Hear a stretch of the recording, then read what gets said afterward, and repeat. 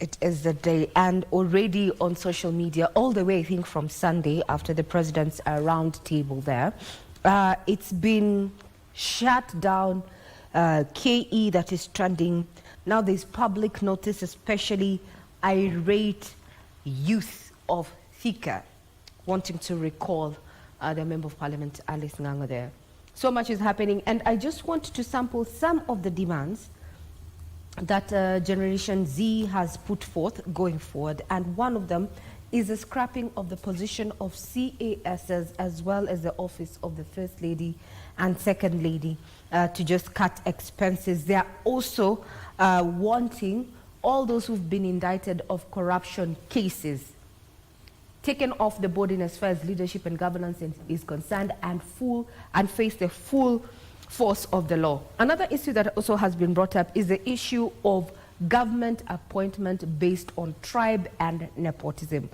Well, Generation Z is saying it's a high time that was actually put to an end, and that these government positions should be awarded, or appointments should be made by merit. We'll be keeping tabs on that. What is already trending is total shutdown Tuesday.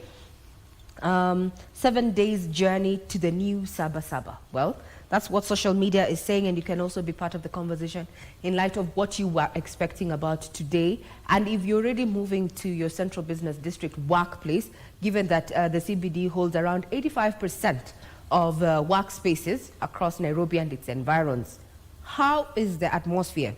Those who've driven into CBD from Thika Road and its environs, while some pockets or some areas of Thika Road are not as busy as you would have expected on a Tuesday morning. I don't know if Victor and especially Mike would be of the same opinion, but I know at around 5:30, well, it was not as busy as we expect, but we'll wait to see. Maybe pointing out to uncertainty that is surely hanging above all of us as Kenyans. But before we speak that, or even become speculative, let us bring you up to speed with all stories that have been making headlines. I'm Regina Manyara. You can get me on X at Ray Manyara, and the official station handle is at KBC Channel 1. Now we start off with matters of the anti-finance bill demos, where the Directorate of Criminal Investigations is on the hunt for persons who infiltrated countrywide-led youth protests on the 25th of June and were captured on CCTV footage, looting, destroying properties and businesses within the Central Business District. As Abdiaziz Hashim now tells us, the detectives have appealed to members of the public to report any of the individuals caught on camera to police stations across the country. Here's that report. The 1 minute and 33 seconds CCTV footage shared by the Directorate of Criminal Investigations DCI on its X platform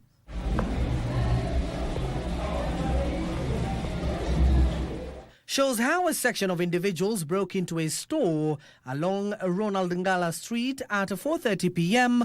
on Tuesday, the 25th of June 2024, at the height of the Anti-Finance Bill 2024 demonstrations.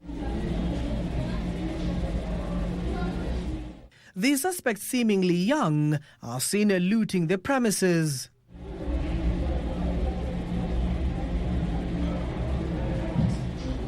Branded a group with criminal minds, according to Mohammed Amin-led investigation unit, stated that they took advantage of the peaceful nationwide demonstrations organized by the youth to cause mayhem and loot businesses within the Central Business District. Police also say boutiques, electronic shops and supermarkets were also looted. This revelation comes barely 24 hours after President William Ruto stated that security chiefs are on the trail of the said individuals. Criminals and other agents who took advantage of a legitimate concern of Kenyans stepped in, went and banned the Chief Justice's office, went and banned City Hall, went and banned Parliament, and destroyed property of innocent citizens. The head of state revealing that the damage caused to businesses and properties occasioned by the protests are to the tunes of billions of shillings. 2.4 billion of property has been destroyed. Meanwhile, former Nandi Hills Member of Parliament Alfred Keter has been grilled on allegations of a conspiracy to trafficking firearms and inciting violence, claims he denied. Talk about this issue, because were it not for the people who took the video and for the video to be viral, maybe I would have lost my life, because the way they did it, it was not a normal arrest. I was abducted. The former MP was dramatically arrested on Sunday, maintained that his arrest was politically motivated. They gave some verbal allegations, really nothing, because there's nothing presented officially. Just mere allegations and harassment. Number one, we are aware that there are still a number of Kenyans, very many Kenyans who are still missing. When we have asked the DCI officers here, they have told us that it is not them who took these people. And that particular statement was posted on the DCI X page, and it has elicited a lot of responses, especially from the masses, some who are questioning if they give out the goons who infiltrated the crowds, will the police also give up their counterparts who were also part of the protest? And that's a quagmire. Now to the corridors of justice. 15 youth have been presented before the Eldoret Law Court and charged in connection with the last week's finance bill protest in the town. This as the two people have pleaded not guilty to the 3 charges at the Kiambu Law Court, where they were accused of taking part in last week's countrywide protest in Kikuyu town. Here is Ruth Wambui with the details. Appearing before Chief Magistrate Mikoyan, the Directorate of Criminal Investigation sought 21 days to hold the accused in custody in order to complete investigations. Mheshimiwa, ombi langu ni kwa koti hii ni kuweza kupewa siku 21 niweze kukaa na hawa washukiwa ili kukamilisha shughuli wangu ambao bado sijakamilisha. He has not given any reason why he did not bring them to court. Some of them, Your Honor, are bearing injuries from the assaults that were inflicted upon them by the police officers who went to arrest them. The court was informed that the youth were being investigated for crimes ranging from stealing, handling suspected stolen goods, to malicious damage to property. Thursday ndio nilitoa uamuzi kulingana na ombi ya mchunguzi wa mashtaka na majibu ambayo nimepata kupitia kwa wakili wenu. Elset Kiambu Law Court Naftali Njama and Joseph Waweru accused of taking part in last week's countrywide protest in Kikuyu town, where the office of the National Government Constituency Development Fund were arraigned. Kuweka moto kwa gari sajili namba KAH 979S Toyota Land Cruiser ya thamani ya 2,500,000 mali ya National Government Constituency Development Fund. Senior Principal Magistrate Peter Oko has scheduled a pre-trial conference on the 11th of July. The duo pleaded not guilty to the 3 charges and were released on a 1 million shillings bond with an alternative of a cash bail of 200,000 shillings. The accused are prohibited from interfering with any of the prosecution witnesses, either directly and or through proxies. Ruth Wambui for Good Morning Kenya. While that was happening, Lands Cabinet Secretary Alice Wahome dismissed fresh demands by Generation Z for the government to immediately scrap the housing levy and publish an audit on how the money has been used. Here's an update from Joseph Wahungu. With youthful demonstrators vowing to head back into the streets Tuesday, the government has continued to urge for sobriety in seeking for solutions to their demands. Lands CS Alice Wahome has particularly cautioned against calls for the government to halt the collection of 1.5% levy to fund the construction of affordable houses in the country. I already have over 100,000 housing units. If I stopped at this stage, then that would be dead capital investment, and it is Kenyans' money. Her sentiments were echoed by members of the Nairobi Business Community Organization who have decried massive losses they incurred in the last week's protests. Apart from mambo na JNC, vile wamekuwa wakichukulia hii jambo, kulikuja watu ambao wamekuwa pia ni wakora, wameingia ndani, wametuharibia biashara. I understand the president have acknowledged the fact that he have yielded to your demands. He is ready to talk. And I'm calling upon you people to give him time, listen also to him as much as he has listened to you. Meanwhile, Wahome has announced plans to put in place a new policy on land ownership in the country. She says the new set of laws will curb land grabbing and tampering with land records. As soon as we finish with the policy, then we'll be able to look at the land law and do rectification or amendment of the law to capture very serious loopholes and gaps that the land grabbers are using, including how we deal with land that was grabbed belonging to the public but grabbed and developed. Speaking at a public forum in Nairobi's South Ward, Wahome, who was flanked by the area MCA Waithera Chege, said plans are underway to repossess all public land in the area which are acquired illegally by individuals including politicians. Hapo mbeleni kulikuwa na waizi wale tunaita kwa Kiingereza grabbers, land grabbers, ambaye walikuwa wanafamia kila plot, kila shamba, kila nafasi.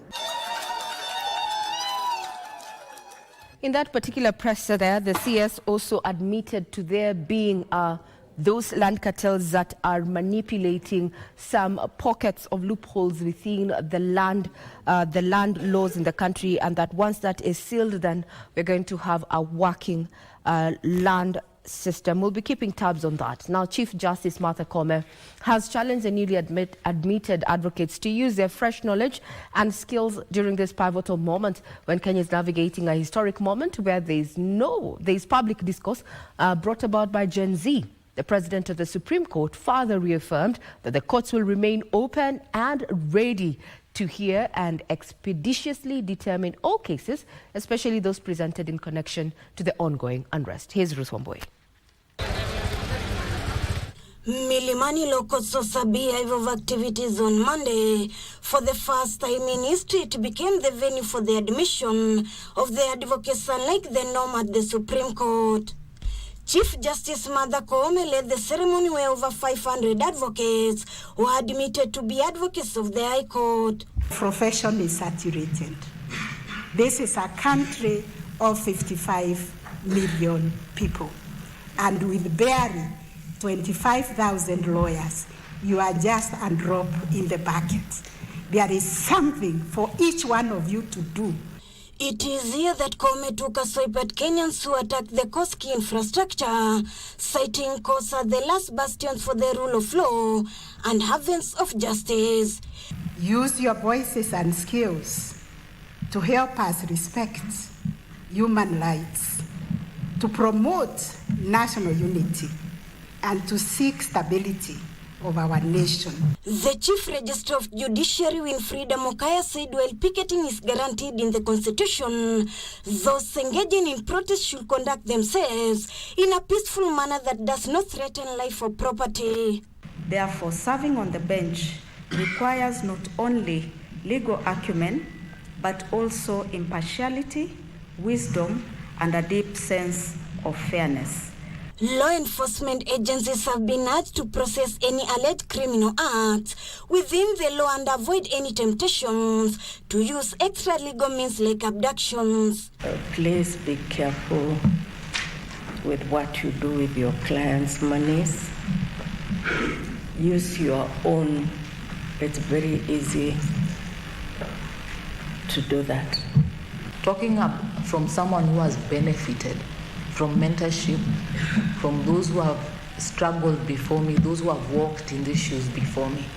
I'm a clear beneficiary of mentorship of so many seniors that have held my hand, and that has helped me get to the position I am today. The young advocates have promised to bring vibrant and fresh ideas that will raise the legal profession to the next level.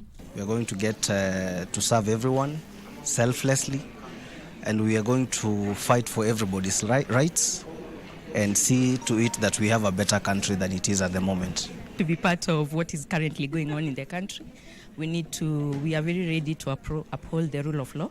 So that is why we needed to be admitted today. The protests across the country also impacted on the Supreme Court, and the facilities there were damaged and the environment was not conducive. We are just happy to be advocates. That's our goal, just to start work and just begin helping to build this country. They have been reminded that no one will remember their big cars or expensive suits, but rather the humanity and justice that they administered to Kenyans. Ruth Wamboi reporting from Milimani Lokots. And I like what Chief Justice Martha Koome said, that it is not about what you have, but what you do for the people. A call to servant leadership there for advocates. Congratulations to the ladies and gentlemen there. Now to matters business.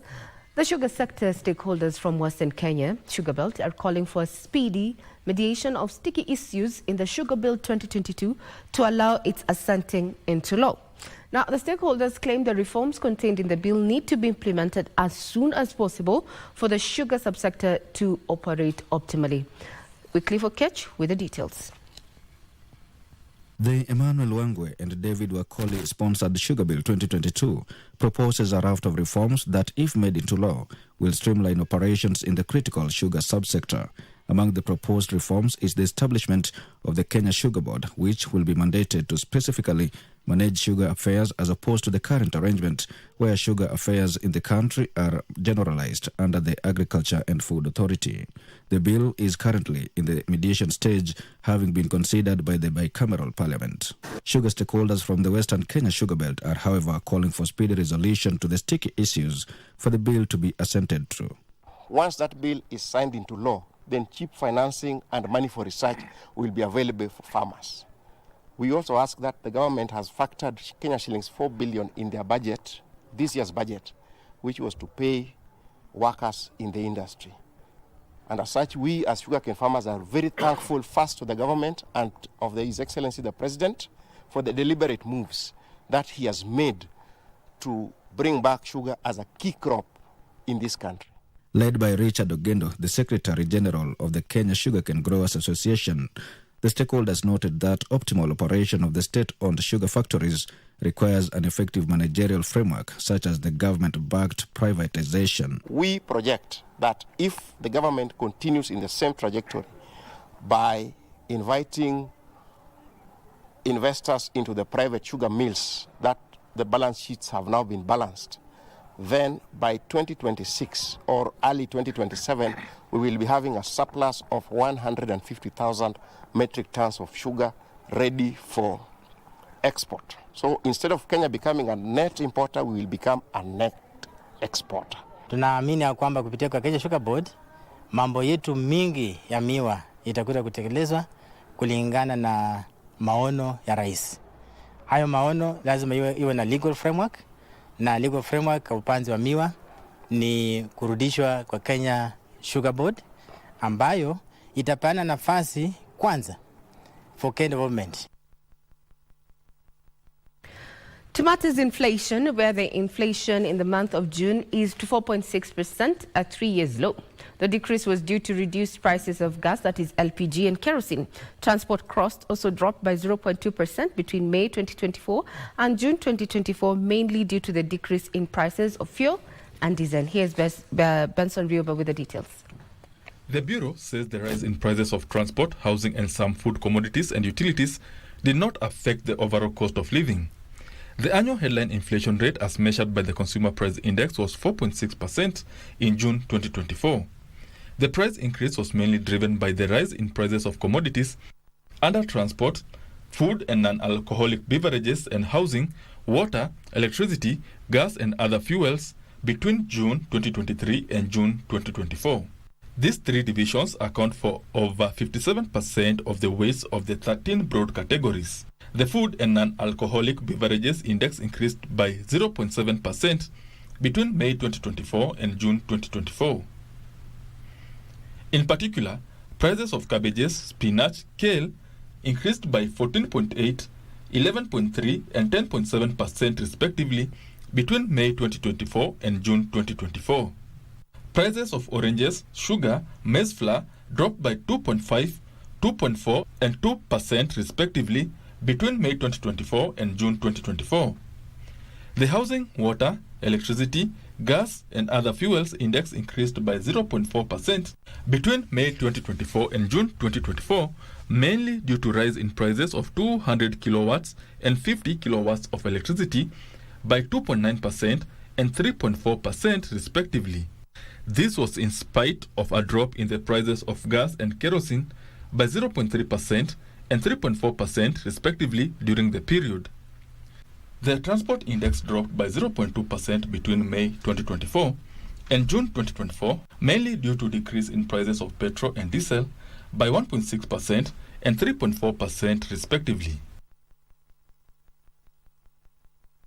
To sports, Beyond Hopes Africa yesterday conducted the 2024 Grow and Grind Basketball Camp for youth in Nairobi at the Dagoretti High School. Now, the Grow and Grind 2024 Basketball Camp, in partnership with Dan Okeo, a former Kenyan basketball player based in Boston, USA, was celebrating the sport as a powerful tool for social inclusion and fostering friendship, community unity, and a pathway to education, as well as unlocking opportunities for youth in Kenya. The project aims to promote sports inclusion among marginalized communities such as those in the Kakuma camp, Amboseli, Samburu girls, deaf and wheelchair basketball camps across Kenya. The plans are underway to host these camps in various locations across the country, including Samburu, Lamu and Turkana. It's just a big opportunity to us as teens. Na inatusaidia kuassociate na people from different places, and also inatusaidia like with mental health. Tangu nizaliwa sijai cheza na disabled, but today is my first time nacheza na disabled, so imetujenga, inatufanya pia tunajua disabled pia tunafaa tukae nao, tusiogope kitu kama hiyo. It's a one of a kind camp because we want to teach our sportsmen basketball fundamentals, because we realize that you find that our big man, our biggest, our greatest players, wakienda out there, it becomes difficult for them to adapt because maybe there are things that are not taught. You know, wali learn to basketball from a friend, ama hivyo tu. So we are trying to nurture from as early as 7 years. Our next generation, honestly, is just focus and just, you know, being just attention to details, and just, you know, don't do bad stuff, and just, you know, stick with sports, stick with academics, stick to the things in life which is just really going to help you in life, and just try to mold you to be the best version of yourself. Well, that puts a cap on matters news this morning. Be sure to be keeping tabs on what is happening on our various social media platforms, and you can also be part of the conversation at a day when we're expecting to see another round of protests. We'll be keeping tabs on that. We are open to your feedback. You can get us on X at KBC Channel 1. Have a pleasant viewing ahead.